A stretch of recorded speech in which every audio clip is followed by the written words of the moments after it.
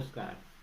मैं ब्रजमोहन सिंह आज ये कोविड-19 केस को कंसीडर करते हुए आप सभी के सामने अपने कुछ नैतिक विचारों को रखना चाह रहा हूँ और आप मेरी बात को ध्यान से सुनने का कष्ट करें और बाद में ये निष्कर्ष निकालें कि क्या मेरे विचार सही है। और यदि आप लाइक करते हैं तो इसे सब्सक्राइब करें और बेल आइकन दबा करके घंटी को पुश करें। तो भाइयों, कहना माने ये है कि ये जो कोविड-19 को लेकर के इतना हॉरिबल एटमॉस्फेयर बन गया है, इतनी भयानक दशा है कि ये जो न्यूज़पेपर उठाते हैं वहाँ क्राइसिस, डेथ क्राइसिस जहाँ देख रहे हैं वहाँ पे महामारी फैली है। यानी मीडिया अगर पे पहुँचते हैं तब भी अब यही कोविड-19 ये फला शहर में ये हो रहा है, फला में ये हो रहा है, लखनऊ में इतने मारे गए, फलानी जगह ये हुआ, ये क्राइसिस। भाइयों, अब इस समय बड़ा धैर्य से काम लेने की ज़रूरत है और हम थोड़ा सा मनन करते हैं। हमारे आचार विचार अपने कुछ दैवी शक्तियों की तरफ आकृष्ट हैं। तो पहला तो मेरा कहना यह है, देखो संसार का सबसे बड़ा दार्शनिक जिसे अपन सुकरात कहेंगे, कहना यह है कि यदि हमने गलत नहीं किया तो दृढ़ विश्वास रखें हमारे साथ गलत होना नहीं है। If I didn't do wrong it must be wrong with us. तो दूसरा यह है, देखो भैया, अपना धार्मिक महाग्रंथ जैसे भागवत गीता में भगवान श्री कृष्ण ने भी कहा है, परित्राणाय साधूनाम विनाशाय च दुष्कृताम धर्म संस्थापनार्थाय संभवामि युगे युगे।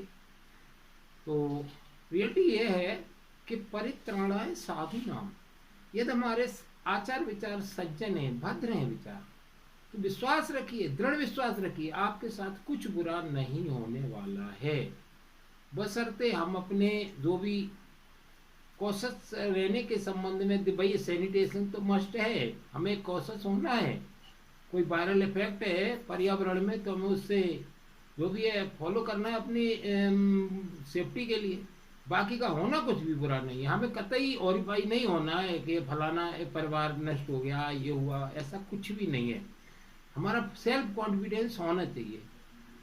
थोड़ा सा साथियों, मैं एक परामर्श ये और चाहता हूँ कि जैसे बोलते हैं मेडिटेशन, मेडिटेशन का डबल रोल रहेगा। पहला तो ये है कि अपन एक दिनचर्या लेकर के जो प्राणायाम या योग साधना है उससे हमारा जो भी ऑक्सीजन लेने वाला जो प्रोसेस है उसमें ग्रोथ होना है।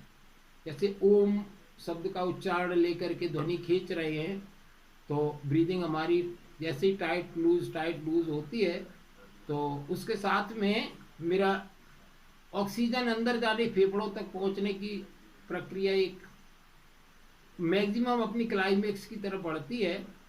और दूसरा हमारा यानी फिजिकल स्टेमिना ग्रोथ होता है। दूसरा, जैसा अपने समस्त नैतिक ग्रंथों में कहा गया है कि प्रकृति के पंच तत्व है ना, चित्त जल पावक गगन समीरा, पंच तत्व मिल बना शरीरा। तो हमें जो भी हमें ऋण मिल रहा है, प्रकृति का ऋण, ईश्वर वो अदृश्य शक्ति का ऋण, जैसे वायु, जल और सौर ऊर्जा जो हमें प्राप्त हो रहा है, तो हमारा कम से कम 24 घंटे में 5 मिनट या 10 मिनट ये कर्तव्य बनता है कि उस ऋण के लिए हम उस अदृश्य शक्ति के प्रति आभार प्रकट करें। ये हमारा नैतिक कर्तव्य है। यदि हम ऐसा नहीं करेंगे तो प्रकृति की नज़र में भी हम बेईमान हैं, है ना, हमने बेईमानी की है और उसका दंड मुझे मिलना है। इसे हम कहेंगे, चाहे मेडिटेशन कह ले, कुछ भी आत्मचिंतन जिसमें। दूसरा, अपन जैसे कहते हैं कि सारा दिन प्रातः काल से लेकर के सायंकाल तक नहीं सतावे किसी जीव को, झूठ कभी नहीं कहा करें। तो हमारी ये मोरलिटी ये होनी चाहिए कि हमारे हाथों से या हमारे अन्य किसी तरह से हमारे काया के द्वारा परोपकार ही हो, किसी की जीवात्मा को ऐसा कष्ट न पहुंचे जो मुझे वो आत्मा कोस दे। यदि कोसा है उस आत्मा ने तो निसंदेह हमारे सामने भयानक स्थिति आनी है, और यदि नहीं है तो हमारा सेल्फ कॉन्फिडेंस है ना अडिग होना चाहिए, और हमें कतई हॉरिफाई नहीं होना है चाहे मेरे आगे कुछ भी आ जाए। ये थोड़ा सा हमारा परामर्श है। आज की स्थिति देख करके बिल्कुल मूड ऑफ करने वाली बात हो गई, कहीं न्यूज़पेपर उठा रहे हैं तो ये कि परिवार के परिवार नष्ट हो रहे हैं, ऐसा अपन बिल्कुल भी we must not be afraid, कतई नहीं डरना है हमें। बस सेल्फ कॉन्फिडेंस होना चाहिए। सेल्फ कॉन्फिडेंस कब होगा? हमारा तभी जगेगा सेल्फ कॉन्फिडेंस जब हम अपने में सही हैं। देखिए भाई, अगर हमारी मोरलिटी गलत है, हम किसी के साथ उठने बैठने के लिए जाते हैं, हमारी नज़र नीची हो जाएगी। पर यदि हम डिफाल्टर नहीं हैं तो हम कम से कम नज़र से नज़र मिला के बात तो कर सकते हैं। बस यही हम ईश्वर के साथ भी मान के चलते हैं कि यदि हम अपने में निर्दोष हैं तो मेरे लिए कहीं, वो कहते नहीं, सांच को आँच नहीं, मेरे लिए कहीं कोई कष्ट नहीं है। कठिनाई तो देखो आती है, वो मार्ग जीवन का मार्ग नहीं है जो बना बनाया मिल जाए। हमने हाथ से निर्माण करके जो मार्ग बनाया है वह मार्ग मेरा सफल और सच्चा मार्ग है। भाइयों, इस संबंध में एक छोटी सी मैं घटना बताने जाऊंगा।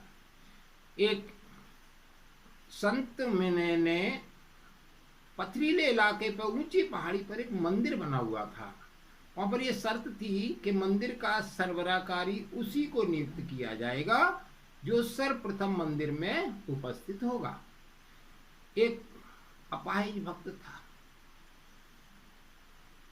एक स्वाभिमानी था। तो जो स्वाभिमानी था वो तो अपना सारा सब कुछ करके, रास्ते में कहीं पत्थर पड़े हुए थे, कांटे पड़े थे, बस्ता करवा कर के अपना टाइमली पहुंच गया, और समय काफी हो चुका था। अंत में जो पहुंचा है उससे पूछा, भाई तुम्हें देर के विलंब कैसे हुई? तो कहता है, मैंने अपना मार्ग साफ किया, मैंने रास्ते में देखा या कांटे पड़े हुए हैं, पत्थर पड़े हुए हैं, मंदिर की जो सेवा के लिए आएंगे उन भक्तों के पैरों में कांटे लगेंगे, कंकड़ लगेंगे, कष्ट होगा। तो मैंने वो मार्ग साफ करता रहा। चला तो मैं बहुत ही पूर्व समय का था, लेकिन मैं लेट इसलिए हुआ। तो जो उसके महंत थे उन्होंने वो देर विलंब से आने वाले जिसे स्वाभिमान नहीं था उसी को उस मंदिर का सरबराहकारी नियुक्त किया। तो हमें अपने कर्तव्य के प्रति अडिग हैं तो ईश्वर हमारे साथ है, हमारे साथ अन्याय होना ही नहीं है। बस थोड़ा सा ये विचार थे हमारे। यदि आप हमारे आचार विचारों में सहमत हैं भाइयों, तो जैसा मैंने कहा है, आपसे रिक्वेस्ट है कि आप मेरे चैनल को सब्सक्राइब करें और बेल आइकन दबा करके घंटी को पुश करें। Thanks sir.